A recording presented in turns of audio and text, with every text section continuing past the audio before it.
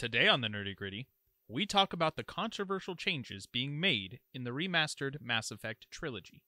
One more world disappears inside it. Just another hopeless addict. World that makes a man insane. If the drums don't get you, the guitars will.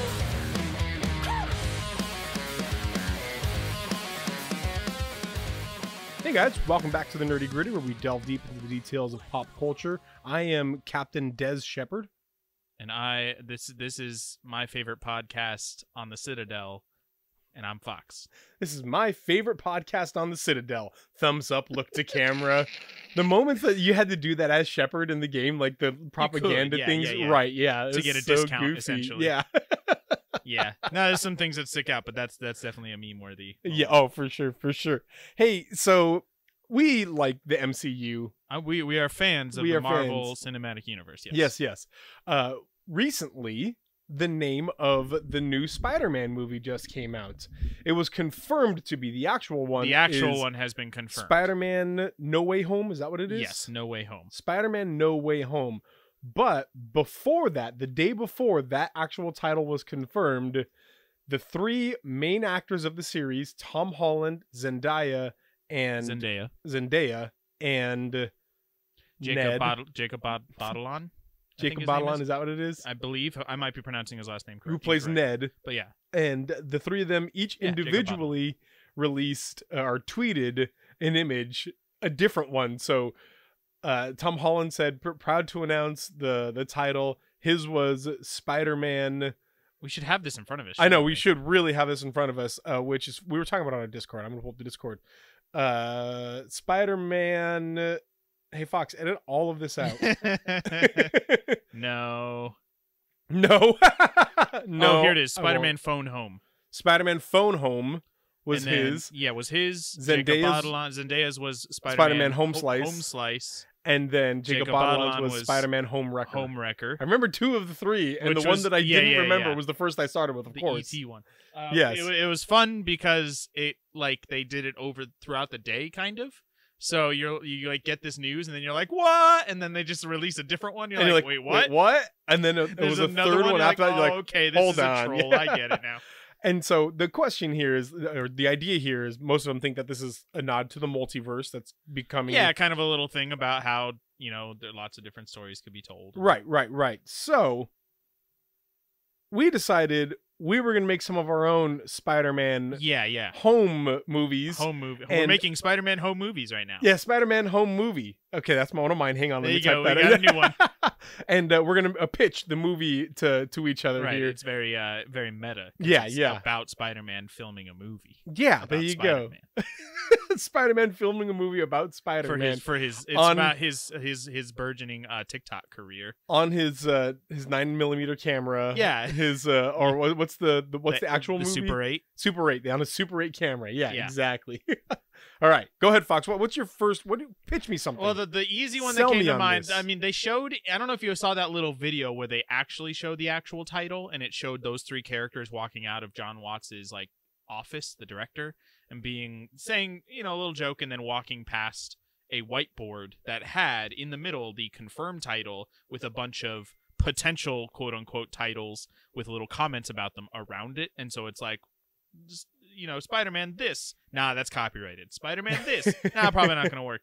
So I think Home Run was on there, but that got me thinking. I want some kind of otherworldly being, some kind of generic. We're the Watcher, we're the Decider, or whatever. Darkseid. Sure, it's a multiverse type thing where it's like we took all the Spider-Men from all the Spider-Verses, the multiverse.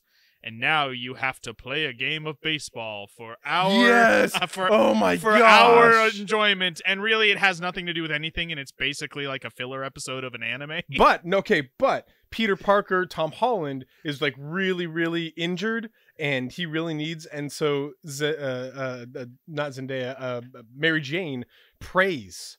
And angels come to help one of the teams. Yes, an angel in the outfield crossover. Angels in the outfield. That's what all the millennials like. Christopher Lloyd comes as an angel.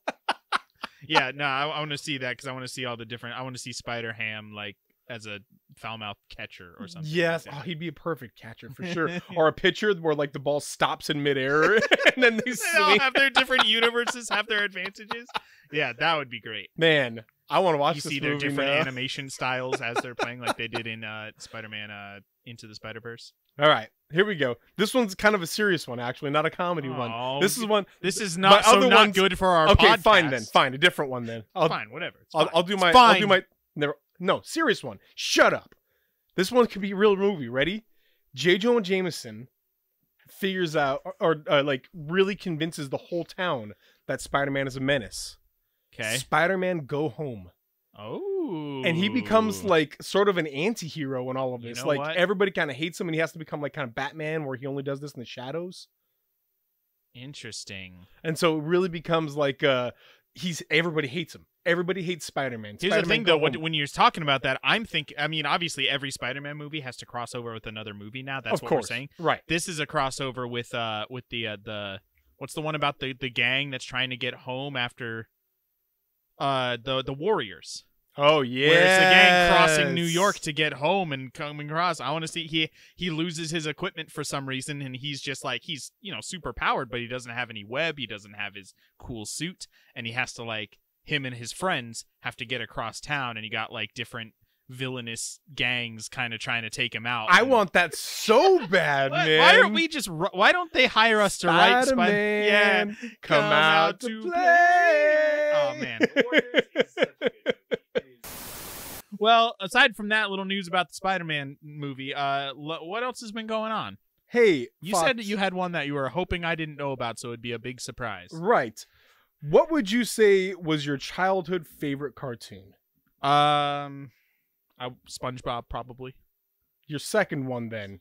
I have an expectation here. You have to say it. I loved Hey Arnold. You always talk about Avatar. Oh, I did love Avatar, Yeah, but Avatar: The Last Airbender. I would say Avatar came out later in my childhood. And Oh, it wasn't okay, like fair a enough. Not a childhood thing. show. I love Okay. it, but Fair enough. yeah. Did you hear that the creators have gotten together to make Avatar: The Last Airbender shows and movies? Huh. Animated films and animated shows Okay. based in the Atla universe. So this is But just kind of telling other stories. this is not Legend of Korra. This is Atla. So actually with Zuko. Oh, and so in that not just like universe. other, because I mean technically Legend of Korra is in the Atla universe. It's just 100 years later, right? Well, they are very specific. There is Atla and LOK. Oh, okay. Those are two separate things among the Sure. fan bases. Sure. So You're when they talking say- about concurrent with the Avatar: The Last Airbender storyline. Well, because The Last Airbender refers to Aang. Yes. He was the last. So when you Right. say The Last Airbender, it refers to specifically that story. I understand. So Yeah. what you're telling me though is that they're making stories that are concurrent with that story. Or after, maybe they're continuing. They say it could be anything. Okay, but as you long as have it to. involves these people. But Aang shows up in LOK, correct? No, he's a dead man at that time. Oh, but He's yeah, but dead. characters do. Yeah. So it's in Two the of same them. universe. It's just different Yeah, storylines. same universe, different okay, storylines. Thank you. Yes. Dear Okay. Lord. Anyway, But that sounds awesome. Yes. Now to react. and so Sounds great. There were two big video game lawsuits in the news right now, or at least happenings with those lawsuits. There's lots more of those, probably. video games. Bum bum. One of them is that there's a lawsuit. It seems to be ongoing, but it filed in July 2019. The big news is that it might interfere with Microsoft's takeover of Bethesda, Oh. because Bethesda is being sued about. So essentially, what they are claiming, what they're being, I don't know what they're charged with, but their claim is that at one point Bethesda said, "Hey, buy the season pass for Fallout 4. It's $50. You will get all DLC in the future." That's kind of what a season pass is. Right. Then, after they came out with a bunch of DLC that people liked, then they came out with the Creation Club, and that was a collection of downloadable content for Fallout 4 and Skyrim, including Bethesda-made stuff and fan-made content that's being made official. And it was not included it was not included in the season pass, and the people bringing the lawsuit are basically saying all you did was just change the name and then Yes. say it's not DLC. This is not DLC. This is just downloadable content. Content that you can load down. It's stuff that you can put into the game. From the, you got to take See, it I from didn't even the say internet. download or content in there. Now can we talk about Now what we've been up we to? can talk about what we've gotten into. I started my new book, the Sawbones book. Oh yeah, the podcast. Yeah, there's another Sawbones. podcast I'm a big fan of called Sawbones, a marital tour of misguided history, and there's a husband and wife, and the wife is a top of her class doctor. She's also a teaching doctor, like she works in a teaching hospital, just incredibly smart and talented. And the husband is Justin McElroy. And that's right, and he's there for color commentary. He's there for and funniness, to be the goof. Well, they wrote a story about medical history, and you can really tell that it was like Sydney wrote it and added a couple of her own goofs in there, and then Justin went in as an editor and added all the jokes in. Yeah. Not only is it incredibly fascinating, I'm currently reading a story about a guy who had a tamping rod, so it's like 6 feet tall, about 1.5 inches thick, explode under him, shoot up, enter the bottom of his jaw, exit the top of his skull, and fly about 100 yards away. And the dude was like, "Oh man, that really hurts." Ouchie. I've watched several movies this week. So I'll start with last week I talked about how I finished the book Dune. Yeah. I watched the David Lynch movie from the 80s. How was that? Not great. It was pretty faithful to the book. Okay. Actually, which was good, except for so that was. I'm generally okay with changes being made if it makes sense for a different format. If it's a movie, it can't be exactly the same. So, but it was pretty faithful, and that kind of was the problem. It's good to be faithful, but if it means that you don't understand what is happening unless you've read the book, then you've made a subpar movie. You've kind of failed a little bit because somebody who hasn't read the book is just going to say, what are they saying? What is going on right now? What is that? You know? And if I hadn't read the book, a lot of it I would have been saying that. I'd be like, what? Wait a minute. What? Like, there's just so much. It's just clearly such a dense mythology and universe and story that it makes me a little worried for the new one, for the new one coming out this year. But I do know that the director, he's made a lot of good movies. So I watched Flora and Ulysses. This is a new Disney movie that came I've seen out. ads for it. Exclusively on Disney Plus. Man, I was disappointed. Like, I didn't expect a lot from this because it's a straight to video Disney Plus Disney movie. But even with not expecting a lot, it was kind of boring. It's got Ben Schwartz in it though, and he's hilarious. Ben Schwartz was by far the best part. He's a hilarious man. He was very funny. I really enjoyed that, and there were a couple of laughing moments. But other than that, it literally he a squirrel gets superpowers from being sucked up in a Roomba. But why? I don't know. That made him get superpowers. You're gonna make kids try to give themselves superpowers. If they would have just like introduced a squirrel with superpowers and never said anything about it, then cool, man. Hey, I'd like that. But the fact that they tried to give him an origin story, why does a Roomba getting give him sucked superpowers, up in a though? Roomba, I don't know. Literally, I have no idea. That's very strange. Yes, and so he gets vacuumed up, and they let him out, and then he comes back to like he's dead, and then they give they push him on his chest, and he wakes back up, and he has superpowers now. And the superpowers play into it a little bit, even then, but it's mostly like a family thing, like you know, and that's fine. But Abed from Danny Pudi, he's in it, and he's the villain, and he. Fine. Okay. He's fine, I guess. And then Gooch from Scrubs is in it. I can't remember her name, but she's fine. Like everybody in it is fine, I guess. Sure. Nobody really brings just kind of middle of the road, performance. maybe subpar. And it's subpar. I also watched Blade Runner and Blade Runner 2049. And here's what I'll say. Both are incredible movies. Yeah, very good. I've only seen the first one. Really enjoyed both of them. The first one is very slowly paced, and I could understand where that would put some people off. Sure. Like my wife, who hated it, but I loved it. The genre mixing of the classic noir, noir detective story mixed with this cyberpunk dystopian future And the way that they blended that in every way, in the cinematography, in the music, in the score, in everything was so well done. On the flip side, 2049 was also a good movie, but it left all that kind of high art out, and it was just like a solid sci-fi movie. Oh, okay. That took a lot of leaned a lot heavily on the first one. It would not have been as good if you didn't have that information of the first one. Definitely not. Interesting. But other than that, Ryan Gosling does a great job in it. Yeah, he's a good actor. This is not a spoiler. They let you know this right on. He is a replicant. Oh, okay. And so he's not supposed to have like regular emotions. And from the very beginning, there is a lot of him just being like, "Ah, dang it, you're gonna shoot me with that gun. Hey, beans. I wish you wouldn't do that." Got a couple other movies. I watched Nomadland. Oh, haven't heard of this. This is a movie about Frances McDormand is the main character. She is a character. She lives in. She basically lives in a van by the river. There you go. Thank you. Yeah. No, she lives in a van and basically lives down by the river every time now. She lives the nomad life. Where does she live? All over the place, actually. She travels a lot, traveling around, and and basically it kind of shows what that life is like. What's very interesting about this movie, it shows her like she's kind of new to this. It's set in 2011.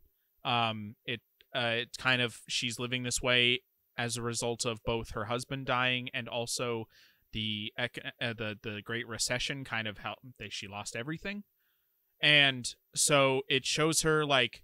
She's new to this. She's kind of going around working from place to place, parking in certain places, doing certain jobs just to keep on. And what's really interesting about this movie is her and one other character are played by actual actors. But everybody else in the movie are like non-professional actors. In fact, there's a part whenever a character is talking about, I got into this life because my husband died and he told me to, it was his wish for me to not just, be sad and to move on. And it's like this. So that's an actual person telling their real life story. All right. Well, that's what I've been up to. Yeah, that's all I've got. All right. Let's get down to the nerdy gritty. Okay.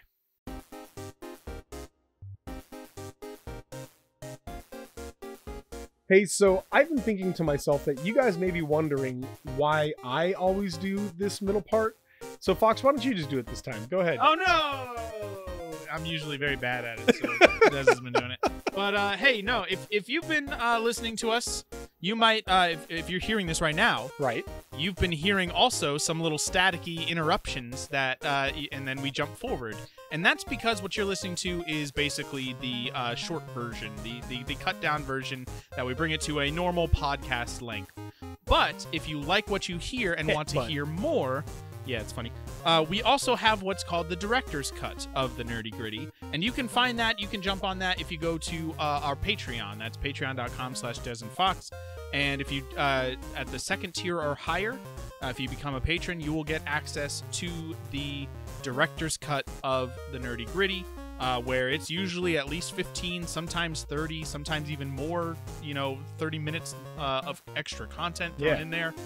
We talk about the things we've been doing. We talk about the news stories a lot longer. We even cut out some entire news stories that we talk about. So there's a lot of content in there. To let you know, though, the actual Nerdy Gritty, what you're going to hear after this, that's never cut down. That's really why we do this, to have these cool conversations. So that's never cut down. So you'll hear the entirety of that. If you can't get on our Patreon, can't support us that way, we completely understand. We would love it if you were to share this with a friend, with somebody on your social media. If you just like, or do one of those social media things that could give us a little boost. We would love that. But here's the ending of the ad break, though. That was still pretty good, though. It was pretty good. You did it. Like you made it that far. I made it that far. This is like far. a plane that had a pretty kind of a bumpy ride. Yeah. Then went down to land, and then it forgot to put its landing gear down. And but everybody's fine. Oh yeah, everybody's fine. It all worked out okay. I'm just fired. You did it. Good job, Fox. Let's get down to the Nerdy Gritty. All right, sounds good. So a couple weeks ago, it was announced, after lots of rumors, lots of whispers, that that's parcel tongue, but lots of talk. It was announced that the Mass Effect Legendary Edition Remastered Trilogy will be coming out in a few months, in May, I believe. People are excited. Mass Effect is a very popular trilogy. The original trilogy is very popular. They also, after lots of questions, I don't know if it was because people asked some questions or if they announced this separately, but they talked about the changes that are going to be coming to the trilogy. It's largely going to be untouched as far as the story goes, as far as the actual content. In fact, the story is exactly the same. Right. It will include all DLC. It will include everything except for some of the unused content that they decided to cut out of the original will not be included either. But it will be in the entirety of what was released way back when for the entire trilogy. The changes will largely be both cosmetic, as far as like new textures, of course, the new lighting system, lots of kind of that aesthetic stuff, lots of changes to Mass Effect 1 to kind of bring it in line aesthetically with 2 and 3, because there was kind of a difference in those between 1 and 2 and 3. I think of it of like Fellowship of the Ring and then Two Towers and Return of the King. There's kind of a difference there in tone. But anyway, one of the biggest changes they've talked about, and this is the one that has people up in arms in some camps, is that for certain cutscenes, for certain dialogue exchanges, they will be changing the camera angles that were used in the original trilogy, specifically to change the focus from sexualize what some people would say is unnecessary sexualization of certain female characters. Right. This is largely going to affect Miranda. Right. Who has a story about, we'll get into her story a little bit, but also, I've learned, will also affect the fact that at a certain point, if you are playing as the female version of the main character, you are going to a party or something and you're wearing a short-ish skirt, but they did not give her specific camera angles from the male shepherd, and the angle is essentially kind of right up her skirt, as she's sitting down. Her like her legs are spread in a way that would probably not be the case. Anyway, they are changing the camera angles. Instead of changing the actual characters and their models and their animations, they are changing the camera angles to basically make it not how it was, so that they just a reframing of what's going on. People are upset for a couple of reasons. A, they like attractive ladies and want to look at them. Right. And B, there are some people who are claiming that this is actually a detriment to the game. And what we want to talk about today is just kind of the merits. I want to talk a little bit about the merits of both sides, because I do see some merit in some of the arguments that I largely disagree with. So we're going to talk about these changes, why they're being made, should they be made, is it going to actually benefit anything, will it change anything at all? So I guess I'll just ask you, I've played the entire trilogy. I assume you've had some interaction with it, like some. I didn't play the third one. Didn't play the third one. Yeah. So you know Miranda, she was very well. Came in the second one. So what's your reaction to this right off the bat? I thought it was a very good thing, actually. It immediately reminded me, because the one thing that it's easy to tell is that there were so many shots that were the person she's speaking to, the shot is of them. Yes. But in the foreground, it's her butt. It's her butt. And that's it. Like, right in front of the camera. It's a butt, and that's it. And it's so noticeable. And I was like, okay, I know exactly what they're trying to do here. And it especially reminded me of all things, the cartoon Avengers Assemble did the exact same thing with not Scarlet Witch, with Black Widow. Every single time. Black Widow was like this mysterious, person that always helped in the background, kind of like Tuxedo Mask and Sailor Moon, where she'd just show up and be like, I was helping all along. Cool references, bro. Yeah. But anyway, every time she would, they'd have a shot of Captain America or whoever, then she'd step into frame and it would be her butt. Here's my butt. Every single time. And I was like, this is a show for 8-year-olds. What is happening here? Yeah. Same type of thing with Mass Effect. It's not a show for 8-year-olds, obviously. It's a game for grown-ups. It's an M-rated trilogy. It's supposed to be for adults. But the purpose of it is kind of pointless to me. I know that the goal is to portray her, almost objectify her in some ways, like actively objectify her, because there is a storyline. She has a particular story. Right. She has a particular story that kind of lends toward that happening, but there are so many different ways that could be done.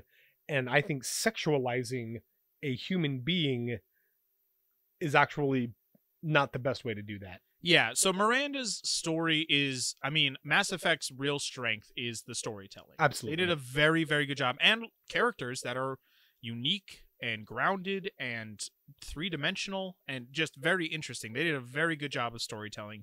Miranda's story is one of those really great stories. It's a very good sci-fi story with a very good human grounding to it. Right. She is essentially a clone created to...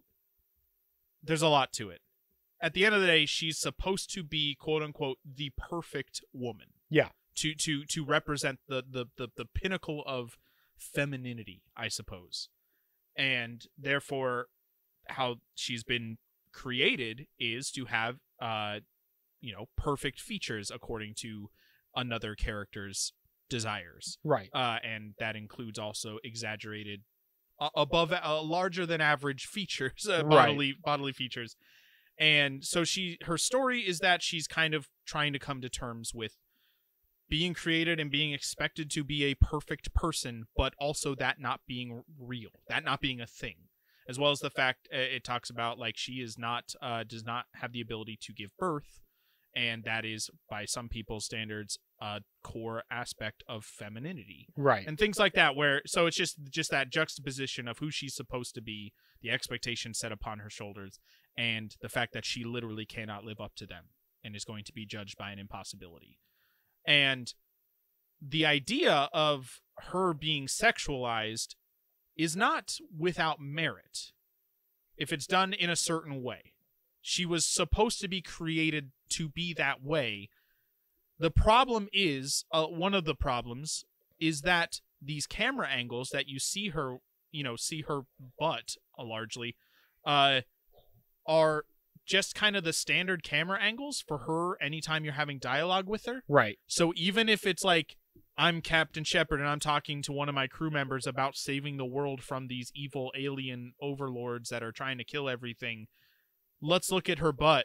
Like, it's just like, you've undermined what you're actually doing here. Like, it felt like I could understand if it's a more personal conversation, which is very doable in these games. That was kind of one of the big selling points, was the romance options, and she is a romanceable character. If you were having a largely personal interaction with her and flirting, or for a brief moment, Captain Shepard happens to notice her shapely body, and you see that by seeing his eyes glance down, and that then the angle is used for half a second, and then it's back to business as usual. That I could understand, where there's some very specific directing going on. Unfortunately, that's not what, and unfortunately, it seemed like every game, when you have a dialogue system like this, has basically a standard camera system. In order to not have to specifically animate every single dialogue, it has an automatic system that just says, when she's talking, it'll use this, it'll pick from these angles. When he's talking, it'll pick from these angles. And they just gave her that angle and didn't actually choose when that angle was going to be used. Right. Well, not to mention, and this is why I really want to push back on that thought. There is this mindset of she's meant to be the perfect woman, and so let's make sure we have angles that kind of present that. That is almost suggesting that a requirement of female perfection is being what is standard attraction. Right. There is no oh, she's supposed to be the perfect woman, so let's give her a monologue in which she is shown to be very intelligent. Well, I mean, she is. But they don't give her these moments. They don't focus these moments on a camera shot of her sitting, hunching over a desk and writing out these massive equations or whatever else. That's true. Yeah. They're not as blatant about those things. Right. Yes. They could very much have so many things that show this is what human perfection is according to whomever. Yeah. But what they are trying to suggest is she is a sexual perfection, And yes, that was the specific perfection she's achieved. And that's not perfection. It's not a thing. That's not a thing. That is absolutely the definition of objectification. Yes. You are an object for me to look at or for me to interact with sexually, and that does not lend toward the entirety of her story. I think it's actually a detriment to her story. Sure. Yeah, it kind of undermines it. Forces the player to look at her in a perspective that undermines the actual story she's going through. Right. I think there could have been ways that they that could be part of it. Absolutely. Yes, I understand that if we think of human perfection, part of it is also physical perfection. Sure. That is it could holistic. be a way you think about yes. it. Yes. And there could be times in which she is talking about that, in which she says, you know, that he made me to be this way, or I was made to be this way. But now she talks about that. Right. Yeah, she does. It is her story. Yeah. And now so many people just stare at me and they don't realize how much more I have to offer or whatever else. And then you pan like down her body as you're doing. There are moments that would make sense. I understand that there are moments in which sexualization makes sense in a storyline. Yeah, if it's relevant to what's going on. But if you don't balance that with the rest of it, you are not saying she's a perfect specimen. You're saying she's an attractive specimen. Right. Very different thing. Yeah, yeah. And we want to be clear here. We are not against, like, wholesale the inclusion of sexuality as a topic in a video game. It's part of the human condition. It is part of, if you are not including it in a place that it would make sense to include it, then you are actually being dishonest. Yeah. Then you're not portraying a truthful piece of art. I mean, as long as it is relevant to what's going, we don't need sexualization in SpongeBob. Right. That's not relevant to what they're trying to do. Although there's a lot of butts in SpongeBob. That's fair. Hey.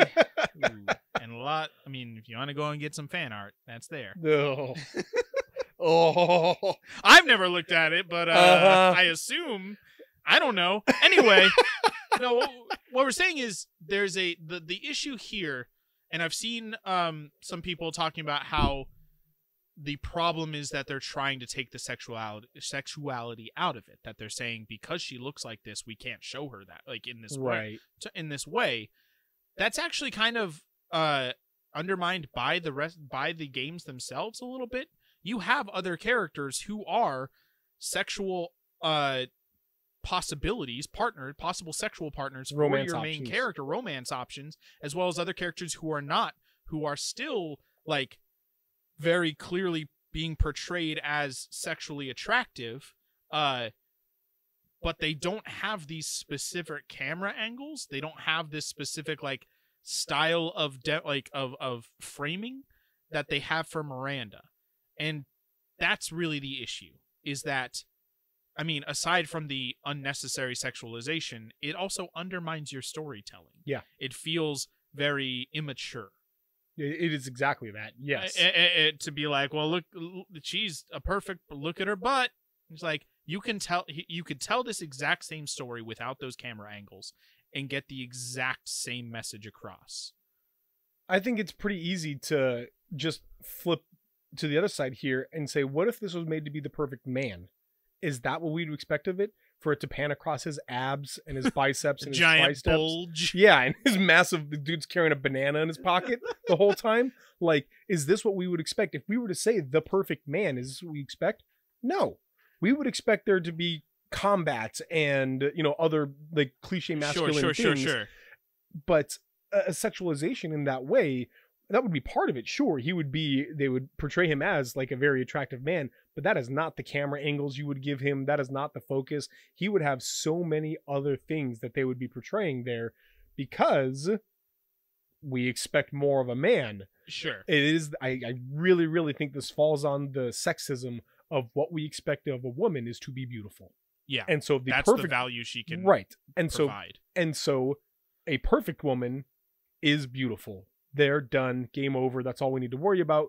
Let's pan on her butt real quick. To me, this is the equivalent. This would be similar to if God of War 2018 had come out and it had the story of Kratos trying to get away from his past as this gleefully violent monster, unrepentant of just murdering everything that came across his path for his own gain.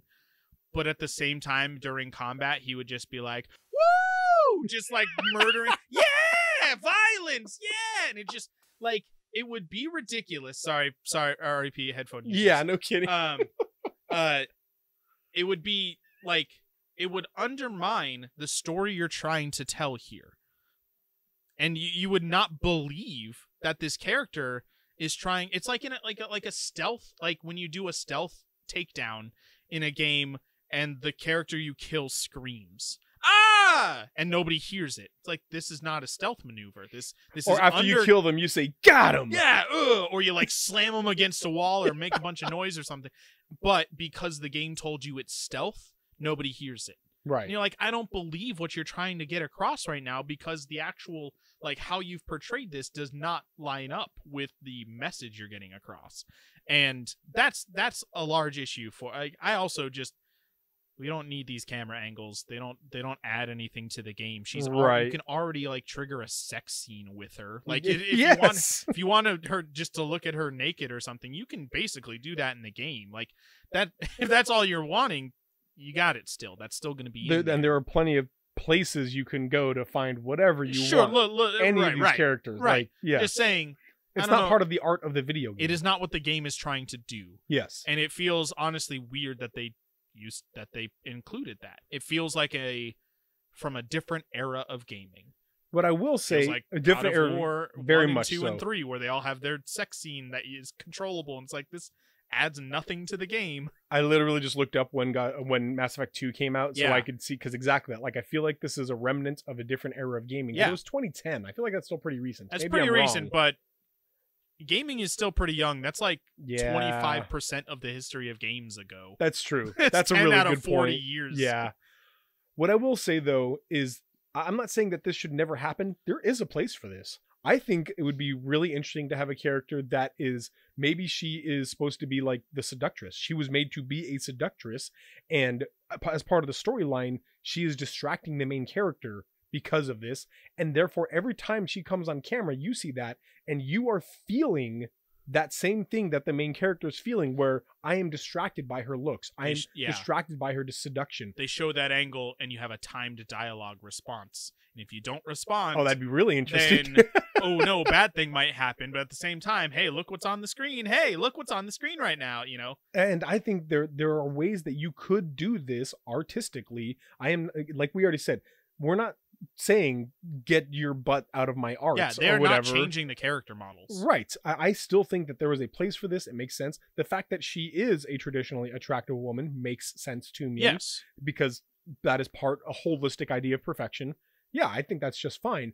But saying that angle of her butt helps show how perfect she is holistically is ridiculous. Right. Especially when it's during a serious dialogue moment. Like, yes. It's not like, it just happens because that's in the game's code. Right. Like, it just shows up, and it's very frustrating to see that. And the really simple solution of, so we're going to pan the camera upward, and it's going to be an over her shoulder shot. Or if they could even just, I don't know how much they want to change it, but times where they're talking about her perfection, facial shots. Like, seeing just how she reacts to that, and also showing she also has a beautiful face, which is a thing in the game. Again, they're not. This is a very small aspect of the game, right? But it speaks volumes, right, about the. Really, to me, it speaks more volumes about the mindset of the developers when it was being created, and the fact that it's a set of new every developer team is largely like a ship of Theseus, where it's just replaced for a lot of games, except for maybe the higher ups. Yeah. When you have a new team coming on board, recreating this game, and they say, hey, this probably isn't how we should do it, that should speak volumes too. General opinions change over time. That's just kind of how society goes. Right. And luckily, the older versions of the games still exist. Yeah. You're welcome to go play them still.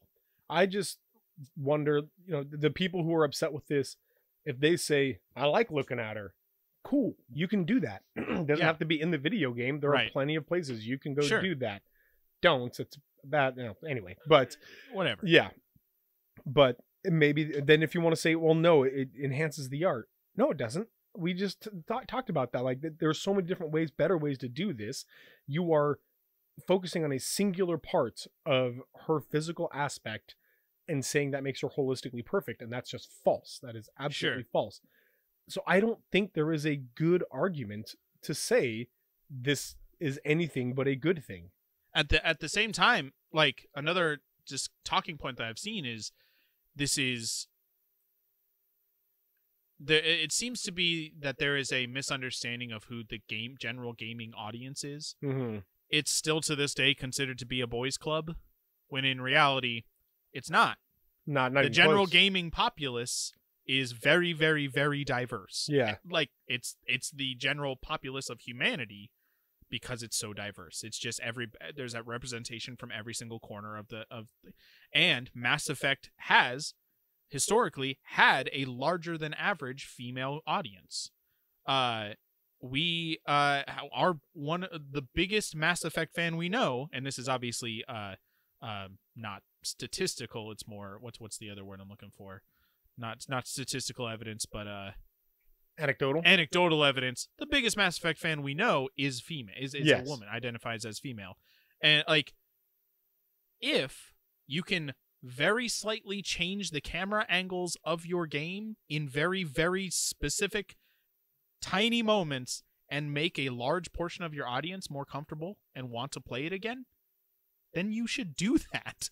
Yeah, especially if it's not undermining it's in fact fixing something that undermines your game. I just looked it up, and win-win here. According to a recent 2019 study, 54% of self-perceived, there's people who call themselves gamers. Right. 54% of them are male, 41% are female, and 5% are not a specific gender conforming. Sure. And that's incredibly diverse. 41%. Yes, that's it.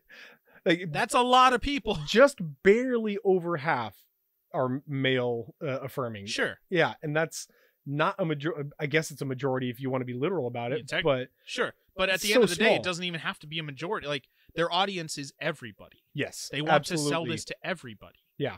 So this is a logical business choice as well as a logical artistic choice. Yeah. To me, there is it is a win-win-win-win-win-win situation. There's really just no reason why they wouldn't, and it just makes it's actually weird that they did this in the first place. If anybody's going to say, well, just don't change my video game, then don't buy the remaster. They're literally, it's a remaster. They're literally changing it. The old ones still exist. You're welcome to play them. If you're going to say, well, I'm okay with them changing the graphical fidelity, but then you're picking and choosing at that point. They're changing the game in lots of ways. Yeah. Also, it's not your video game. Yeah, don't absolutely. change my video game. It's not yours. Anyway, all that to say, I think this is a good thing. It's a smart choice, and I'm on board. Well, guys, thank you for listening. Let us know what you think about the changes coming to the Mass Effect remaster. Let us know what you think about our thoughts on it. ReMassTer Effect. No, that's good. ReMassTer Effect. Why didn't they put that in there? Gosh. That's the title of this episode, actually. The ReMassTer Effect. Dang it. Yeah, came up with it before even. Oh, man, I'm good at this. People should just come to us to name things. Yeah. We, much like Spider-Man what were we Home No, Mass what were we just Effect. playing that did it really, really well with this? What were we playing before Concrete Genie? Dang it, I already forgot. Oh, yeah. So Night in the Woods. Games. Yeah. Like the developers Night in the Woods, we are also good at naming things. Yeah, that's true. Yes. So thanks for listening, everybody. Thank you to Granger for the use of our theme song, All My Friends Have Wi-Fi, and so do some of my neighbors, off of the album Dear Sam. Go check out Granger. They're very good. Yeah, and go check out our YouTube channel. You might be watching this or listening to this there already. We've got lots of Let's Plays on there. We are currently playing a game called Concrete Genie. It's interesting. Yeah. Interesting. I'm not, like, gaga over it, but it's interesting. Here's what I'll say. Honestly and truly, here's what I will say. I am also not gaga over it. Sure. It's fine. It's a good game. I'm having a lot of fun. I am glad we're playing it. I'm glad we're experiencing it. And I think it's a good filler game in between what we're trying to get to next. We've got a few things coming up. We're going to be playing It Takes Two, the next co-op only game from the developers of Brothers, A Tale of Something or Other, and that one Jailbreak. Not Get Out, dang it. What's it called? Yeah, Get Out. Get Out. Where you by Jordan Peele. Where your brain gets taken out of your head. Where I surreptitiously look at you the entire time, wondering when you're going to strike. Yeah, it's a good video.